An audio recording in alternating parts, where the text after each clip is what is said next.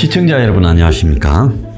우리 사회가 급속도로 디지털화 되어가고 있습니다. 자, 이 디지털화는 이 한편으로 이 가상현실, 우리가 몸을 디디고 살아가는 이런 현실에서 실제 존재하지 않는 가상현실을 갖다가 우리 옆에 갖다 붙임으로써 우리 삶을 굉장히 단순하게 만들어가고 있습니다. 과거에 우리는 태어나서부터 바로 그림을 그릴 때부터 골목에서 이웃집 애들하고 어울리고 또 친척들하고 어울리고 집에 또 자녀도 여럿이라서 형, 동생하고 어울리고 그 속에서 공동체적인 생각을 가지고 살아왔습니다. 근데 지금은 태어나면 자기 부모밖에 없어요. 아니면 뭐 조부모나 그리고 학교 유치원 갈 때까지도 애들하고의 이 관계를 제대로 맺지 못합니다. 유치원이나 어린이집에서 시간 끝나면 곧바로 집으로 오게 되죠. 학교나 유치원 등에서 이런 교육 관계가 제대로 되지 못하는 시대가 됐어요. 과거에는 학교에 공부하러 간다기보다는 친구들 만나고 떠들고 놀러 가는 의미가 강했는데 이제 어릴 때부터 교육이라는 부분보다는 더불어 살아가는 사회적 동물로서의 습관을 익히는 것보다는 지식 습득의 공간 아니면 차라리 그것도 무력화되고 그냥 다녀야 되니까 마지못해 형식적으로 다니는 공간으로 전락했습니다. 그러면서 초등학교, 중학교, 고등학교, 대학교를 다녀도 친구들이 별로 없습니다. 아마 지금 태어난 애들이 나중에 결혼할 때쯤이면 초중, 고, 대학교 다니면서 자기 결혼식에 올 친구가 거의 없을 수도 있고 부모님 상이 나왔을 때 올 수 있는 친구가 별로 없을 수도 있습니다. 자, 이건 왜 그럴까요? 한마디로 사람과 사람을 엮어주는 아날로그식 사회적 성장의 관계에서 이제는 그런 말을 띄자 말자 스마트폰이나 패드를 통해 가지고 노트북을 통해서 세상을 배우고 TV를 통해서 세상을 배웁니다. 그러면서 이제 지금 자라는 애들은 AI니 이런 것까지 이제 다들 익숙해져 버려 가지고 사람과 사람의 관계보다도 사람과 디지털 기계와의 관계에 더 익숙해질 거예요. 저 같은 경우에는 아날로그 시대를 살아온 마지막 세대인데요. 휴대폰을 가지게 된 것은 94년 정도일 거라고 보고 있고요. 제가 스마트폰을 가지게 된 것은 2009년경일 거라고 짐작이 됩니다. 그러면 스마트폰이 있기 전에 1994년 이전의 저와 스마트폰을 가진 뒤에 저하고의 일부분에서는 그전에는 사람과 사람 사이의 연락이 사무실이나 집 전화로만 되거나 이제 삐삐라는 게 있어서 연락 오면 하거나 그런 수준이었어요. 근데 스마트폰을 가진 다음에 사람들이 저를 찾습니다. 그런데 저는 그렇게 생각합니다. 그냥 꼭 필요한 전화나 이런 것들이 있으면 답해주고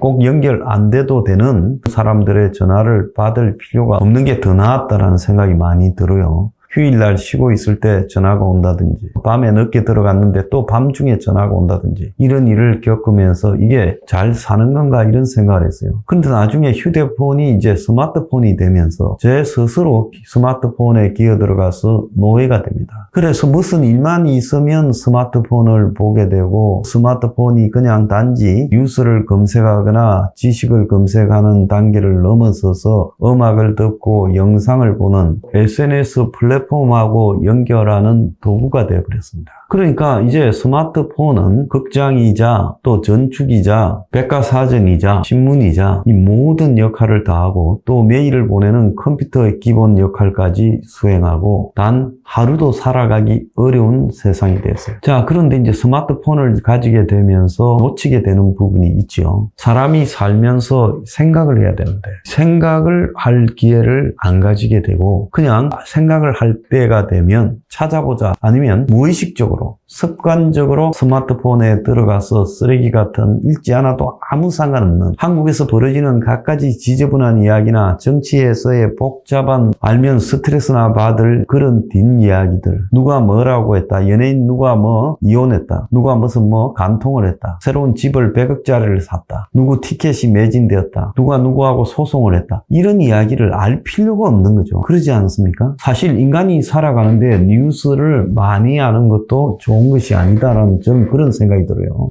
저 같은 경우에 어쩌다 보니까 평생을 갖다가 뉴스나 지식을 갖다가 찾고 살아야 되는 위치에 있다 보니까 저는 제 인생이 아주 불행하다고 생각합니다. 그래서 요즘은 이제 하루에 스마트폰을 신을 때는 웬만하면 안 보려고 하고 자기 직전에는 한번 찾아보고 이런 식으로 이 스마트폰을 보는 시간을 줄이려고 노력을 하고 있어요. 제가 드리고 싶은 말씀은 이 세상이 전부 디지털 교육을 한다. 최근에 보면 뭐 초등학생에도 아이패드 교육을 시킨다, AI 교육을 시킨다 이런 기사들이 나오고 있는데 반면에 오늘 학력 저하 우려에 북유럽 제일 선진적인 유럽 국가 스웨덴, 네덜란드, 핀란드 그리고 캐나다 등에서는 종이책을 읽고 손글씨를 써라. 디지털 교육에 제동을 걸고 있다는 거예요. 스웨덴의 초등생의 읽기 능력 저하에 6세 미만 디지털 학습 전면 중단, 디지털 기기가 학습 능력을 저해한다. 캐나다 학생 문해력 키우기 위해 초등학교 3학년 때부터 필기체 쓰기 수업, 프랑스, 이탈리아 이어 네덜란드도 내년부터 교실에서 스마트폰 금지 이런 것들을 시키고 있어요. 요즘 초등학생도 웬만하면 스마트폰 다 가지고 있어요.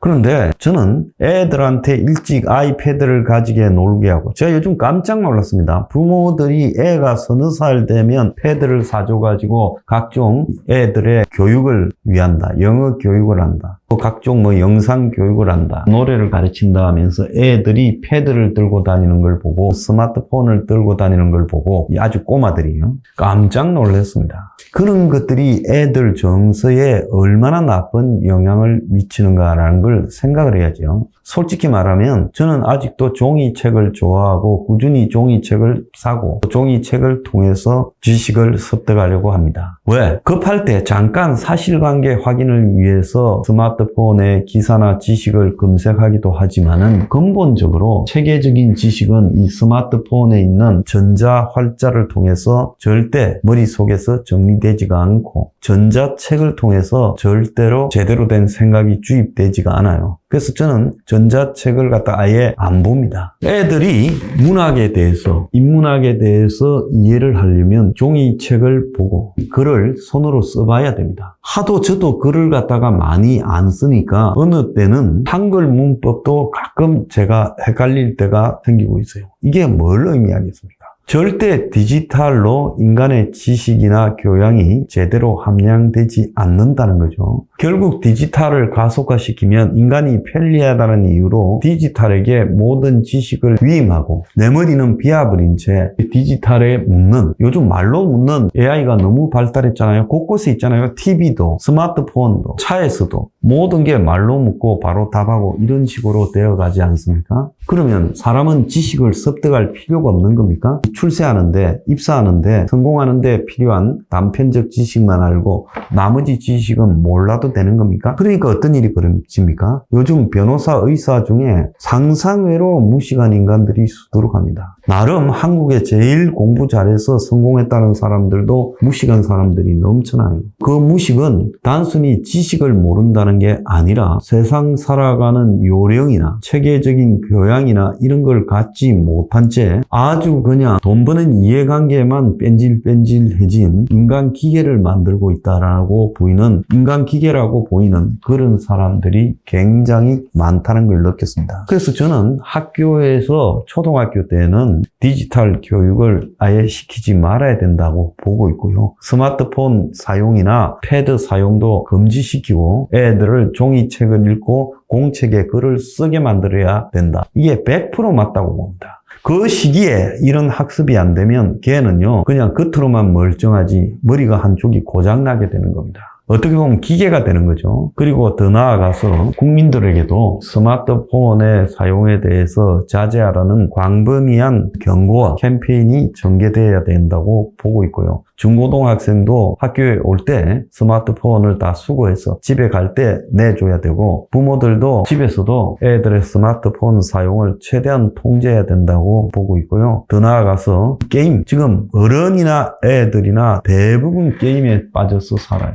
근데 이 게임이라는 것은 일종의 정신적 마약입니다. 우리가 정신적 쾌감을 얻기 위해서 마약을 하잖아요. 그런데 게임이라는 것도 결국은요 쾌감을 갖다가 받기 위해서 가상의 가상현실에 빠져드는 겁니다. 게임이 점점 자극적이고 사행성 있게 도박 비슷하게 되어가면서 사람들이 게임 중독이 되죠. 이 게임 페인이 낳은 사회적 해악은 이루 말할 바가 없습니다. 게임을 하게 되면 일단 그러지 않아도 고립되어서 큰 애들이 게임에 빠지면서 100% 히키코모리로 완성이 되고, 그렇게 히키코모리가 된 애들은 이제 사회적 활동이나 생활을 갖다가 할 줄 모르게 돼요. 요즘 직장에 들어가서 적응을 못하는 2030들이 상당히 많다는 거예요.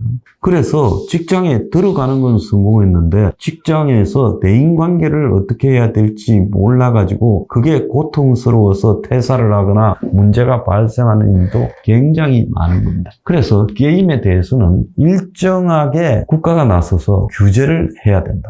애들이 게임을 갖다가 못하게 금지해야 되고, 게임은 정해진 공간에서만 하도록 하고, 게임 산업에 대해서 마치 그게 4차 산업이고 미래 산업인 것처럼 정치인들이 떠들고 있는데, 국가가요 게임 산업에 대해서 엄격하게 통제해야 돼요. 게임 산업이 한국의 미래 먹거리니 어쩌니 하지만 한국 게임 산업들이 요즘 행편없어져 버렸잖아요. 그래서 게임에 대해서 이것은 일종의 정신적 마약이 될 수 있다라는 생각을 하고 국가가 법으로 엄격하게 규제해야 된다. 더 나아가서 이 전자상거래 같은 어떤 온라인으로 물건을 사는 행위, 그런 온라인 플랫폼에 대해서도 세금으로 고용세를 때려서 오프라인 제조업의 고용보다도 훨씬 적은 고용으로 돈을 벌게 되면 매출과 고용 간의 언밸런스 차익만큼을 세금을 들어서 고용세로 국가가 걷어들이고 그 돈으로는 100% 국가적 고용을 하는데 투입해야 된다. 이렇게 생각을 합니다. 그리고 포탈이나 AI에 대해서도 사용 규제를 해야 돼요. 이제 지식이 내 지식이 아니라 남 지식을 짜집게 해서 그걸 가지고 자기의 지식인 양 하는 그런 시대가 본격화돼서 앞으로 아마 논문도 전부 짜깁게 할 겁니다. AI로. 그러면 표절을 잡아내는 또 AI가 생길 거예요. 그렇게 되면 이제 지식의 발전은 없는 거죠. 그런 세상이 되어서는 저는 매우 불행하다라고 생각을 하고요. 국가는 키오스크 이런 것들도 통제하고 무인 판매대도 통제하고, 그래서 그런 기업에는 세금을 더 때려야 된다라고 생각을 합니다. 그리고 금융거래와 관련해서도 인터넷 은행을 폐지시켜야 된다고 생각을 하고, 온라인 플랫폼 사업에 대해서도 막대한 과세를 해서 플랫폼 사업이 우리나라의 이 모든 유통과 상거래의 핵심이 되는 일을 제동을 걸어야 된다고 생각합니다. 사람이 편리하다고요. 점점 편리한 걸 추구하면요, 쾌감을 느낀다고 점점 마약을 하는 거하고 똑같아지는 거예요.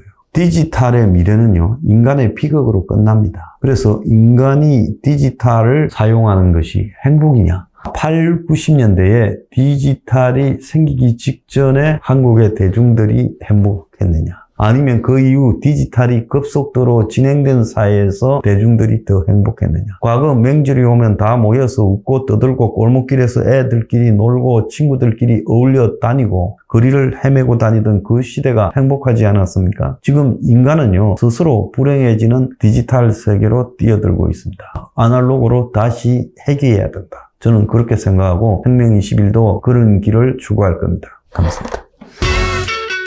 We are